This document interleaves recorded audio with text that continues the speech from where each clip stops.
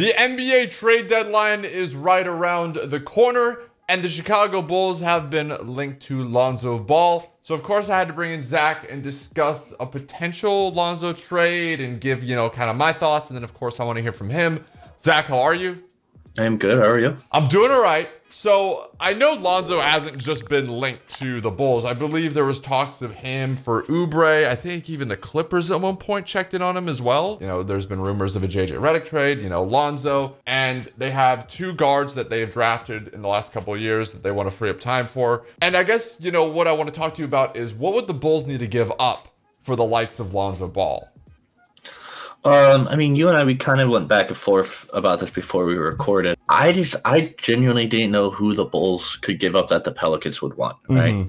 Then you sent me something saying that the Pelicans desperately need to add some shooting or big man rotation to pair with Zion and Steven Adams. And I mean, that would make sense with Lowry. And I mean, the Bulls would be able to keep Kobe, because my first thought was that the Bulls would have to give up Kobe White for Lonzo. But I mean, if there's also reports that the Pelicans aren't looking to add more guards because they like what they see in Alexander Walker and Lewis Jr. So I think that the Bulls are a realistic team to get them. I mean, you could throw in Markkanen and then a pick or two like next year. And so from a Bulls perspective, do you like dealing Lowry for Lonzo Ball? Like, do you think that would be a win for us? I mean, I don't know if it'd be Lonzo's two different positions. It's not like swapping a Markkanen for, say, like a Kevin Love or something like that. And so I think that it all depends on how they truly feel about Gafford and Wendell Carter, in my eyes. So here's my thing. We both know Lonzo Ball is kind of a wild card, right? This could turn out really well or it could turn out really poorly. Now, the Bulls are missing a leading playmaking guard, and Kobe White is one of the worst defenders, and not just on the Bulls. He is the worst defender of the Bulls, but in all of the NBA. So when you pair him with Zach LaVine, LaVine's been a little bit better. You have a really poor group of guards, and that's something that Lonzo Ball would fix right away.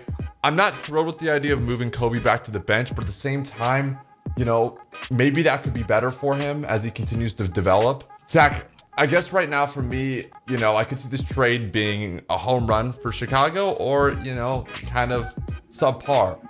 But I do like the upside with Lonzo. That's the thing. And also, I've always kind of been a Lonzo fanboy. So that I feel like I'm kind of a little biased there as well. It's tough because I think, Lonzo would be such a great facilitator for the Bulls. But we'll see if, Arturas makes any moves. Again, the Bulls, they're kind of...